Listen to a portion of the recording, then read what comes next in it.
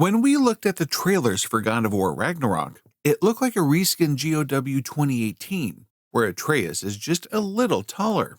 But now that we've gotten our hands on the actual game and have had some time with it, we can say that it's really not the case. There are a lot of major changes from the previous game, both positive and negative. Wondering what these changes are? Then brace yourselves, because you're in for a surprise, especially with the last part of this video. The Lake of Nine. The Lake of Nine served as God of War's major hub. It's an area where you return to throughout the game, and it'll be returning in God of War Ragnarok as well. Though it might not be exactly how you remember it. When this title begins, all realms are engulfed in Fimbulwinter, which means everything in Midgard is frozen even more so than it was in the already wintry 2018 game. The Lake of Nine has entirely frozen over and is covered with a thick ice covering, thus navigating it has also changed. KRATOS and ARTEUS will now utilize a sled pulled by a pair of wolves instead of the boat. However, the boat will return in other regions. The shifting levels of the Lake of Nine were a crucial component in God of War 2018, enabling access to new places at particular stages in the game when the water level plummeted. As the lake is frozen over, that's not going to happen. Enemies. One of God of War 2018's most glaring shortcomings was a lack of enemy diversity, but it appears that Santa Monica Studio has worked on it. While it seems reasonable to presume that there will be lots of new opponent kinds in Ragnarok that we won't learn about until we encounter them in-game, we have seen a few intriguing new enemies nonetheless.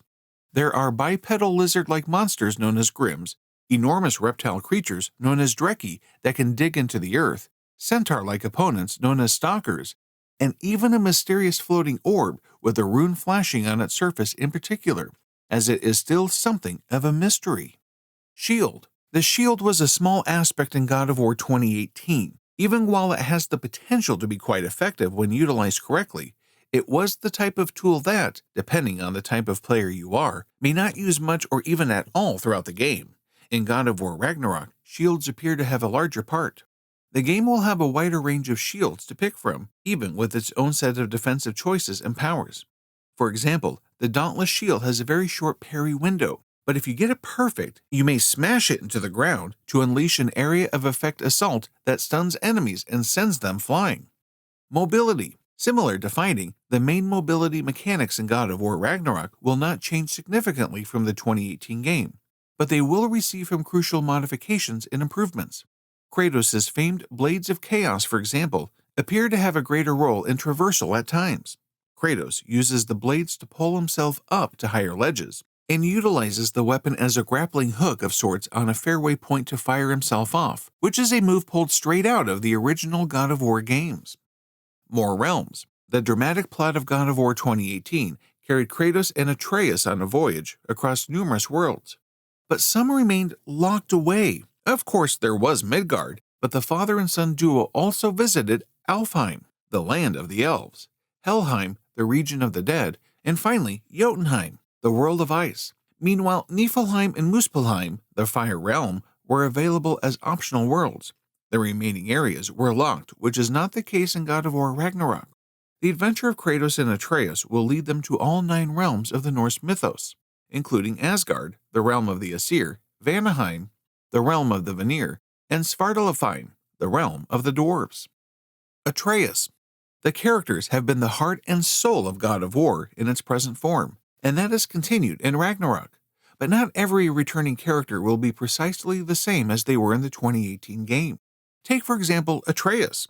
In God of War 2018, he was a young child or a boy, if you ask Kratos. But Ragnarok is set 3 years after the events of the previous game, with Fimbulwinter nearly over and Ragnarok about to begin. That, of course, implies that we'll see an ARTEUS who is a little older. Not only will he look and sound different, though Sonny Suljic will continue to portray him, but we'll also witness a wiser and more competent ARTEUS. Watching him go through his identity as a giant Loki is much different than when he realized he was a god. Freya. Freya, another crucial character from God of War 2018, will return in Ragnarok. And she is far from a friendly, calm witch in the woods at this point. Kratos killed Baldur toward the conclusion of the 2018 game, and Freya swiftly became one of his most troublesome opponents. She's reclaimed her Valkyrie wings, and as angry as she is, she's determined to seek down and kill Kratos. Her story is going to be a particularly fascinating one in God of War Ragnarok, because even though she's starting the game as Kratos and Atreus' enemy, there's a history of friendship there. While you'd also assume that Freya would ultimately see sense in helping Kratos and Atreus try and stop Ragnarok. Game design. The designs of the two games are much different. During missions, there are riddles, rowing across the 9 realms, and enemy wave sections. The most visible difference, though, is the expanse of these levels and the number of items to loot. In the 2018 version, there are plenty of chests, but fewer of them because of the smaller areas. In Ragnarok, the mission areas span further, and so there are also more puzzles to complete and chests to loot as you proceed. Because of this, looting becomes less crucial in Ragnarok, but it also means you never feel obligated to examine everything the second you discover it. Storytelling. The original game's story is an intimate look at a father and son's damaged relationship, with the second plot concentrating on Mother Freya and her son Baldur instead. The two relationships end up going on opposite paths. Despite their opposing viewpoints, Kratos and Atreus learn to work together, and nothing Freya does will persuade her son to love her back. Ragnarok's story is a little further away. The story retains elements of a parent-child bond.